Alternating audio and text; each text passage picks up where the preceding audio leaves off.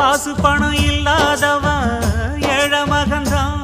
அவன் காட்டோரமா ரோட்டோரமா படுத்து தூங்குறான். சொத்து சொகம் உள்ளவனோ செல்வ மகன்தான்.